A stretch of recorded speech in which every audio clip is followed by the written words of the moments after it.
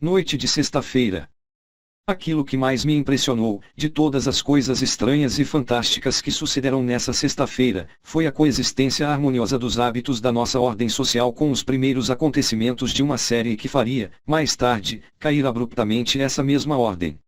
Se na noite de sexta-feira o leitor pegasse num compasso e desenhasse um círculo com um raio de 8 quilômetros em redor dos fossos de areia de Woking, duvido que encontrasse fora dele qualquer ser humano com exceção de Stent, dos 3 ou 4 ciclistas e das pessoas de Londres que jaziam mortas no baldio, cujas emoções e hábitos tivessem sido completamente afetados pelos viajantes do espaço.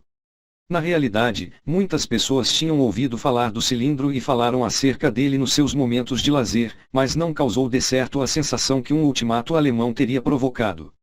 Nessa noite, em Londres, o telegrama do pobre Henderson, descrevendo a gradual abertura do projétil, foi considerado uma lorota. O jornal da tarde em que ele trabalhava, depois de lhe ter telegrafado, pedindo que autenticasse o homem estava morto, decidira não publicar uma edição especial, pois não recebera resposta. Mesmo no interior do círculo de 8 quilômetros, a grande maioria das pessoas mostrava-se cética com relação aos fatos. Já descrevi o comportamento dos homens e das mulheres com quem falei. Todas as pessoas do distrito estavam a jantar e a cear, os operários passeavam nos seus jardins depois do dia de trabalho, os jovens erravam pelas vielas, namorando, e os estudantes estavam agarrados aos livros. Talvez houvesse um rumor nas ruas da cidade, um tópico novo e dominante nas cervejarias e, aqui e ali, um mensageiro, ou talvez alguma testemunha visual dos últimos acontecimentos, causava um redemoinho de excitação, exclamações, corridas de um lado para o outro. No entanto, na maior parte dos casos, a rotina diária trabalhar, comer, beber e dormir continuava igual ao que fora durante anos inumeráveis como se não existisse o planeta Marte.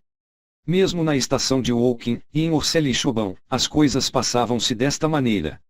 No entroncamento de Woking, até muito tarde, os comboios chegavam e partiam, outros eram manobrados para os desvios, os passageiros apeavam-se e esperavam e tudo decorria da maneira mais natural. Um rapaz, vindo da cidade, do monopólio Smith, vendia jornais com as notícias da tarde. O impacto retumbante dos vagões, o silvo penetrante das locomotivas, no entroncamento, misturavam-se com os seus gritos de homens de Marte. Alguns homens, excitados, entraram na estação, cerca das 9 horas, com novidades incríveis, não causaram maior perturbação do que um grupo de bêbados. Algumas pessoas que se dirigiam de comboio para Londres olhavam a escuridão através das janelas e viam apenas um clarão bruxuleante, débil, dos lados de Orsay, um clarão vermelho e um delgado fio de fumaça que subia para as estrelas, e pensaram que não estava a acontecer nada mais grave do que um incêndio no Urzal. Só nas imediações do baldio era possível notar-se o distúrbio. Havia uma dúzia de vilas a arder na orla de Woking, luzes em todas as casas das 3 cidades perto do baldio, e as pessoas mantiveram-se acordadas até de madrugada. Uma curiosa multidão movia-se cautelosamente, as pessoas iam e vinham, mas a multidão ficava, tanto na ponte de Chobham como na de Orsay. Soube-se mais tarde que 1 ou 2 indivíduos audaciosos avançaram no escuro e aproximaram-se dos marcianos, mas que nunca mais voltaram.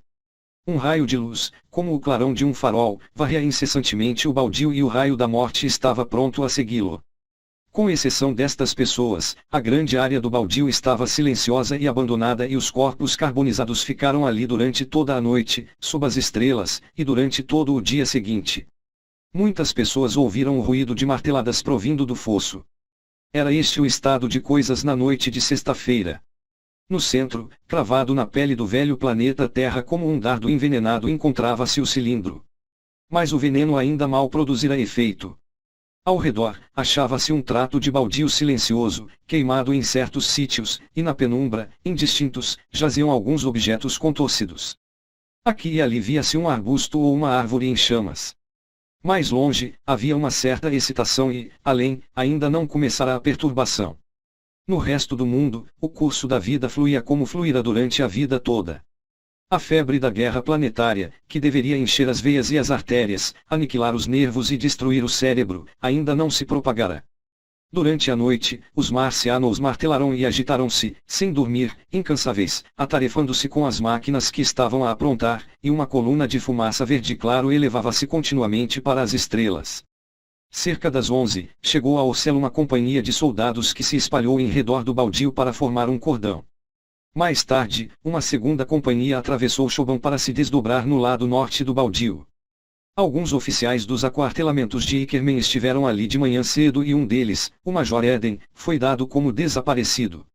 O coronel do regimento esteve na ponte de Choban a fazer perguntas à multidão, à meia-noite. As autoridades militares preocupavam-se de certo com a gravidade da situação. Cerca das 11, os jornais da manhã afirmavam que um esquadrão de hussardos, 2 Maxim e cerca de 400 homens do regimento de Cardigan tinham partido de Aldershot. Alguns segundos depois da meia-noite, a multidão que se encontrava na estrada de Chertseyvoken viu uma estrela cair do céu sobre os pinhais, a noroeste. Tinha uma cor esverdeada e provocou um clarão com um brilho semelhante ao do sol no pino do verão. Este era o segundo cilindro.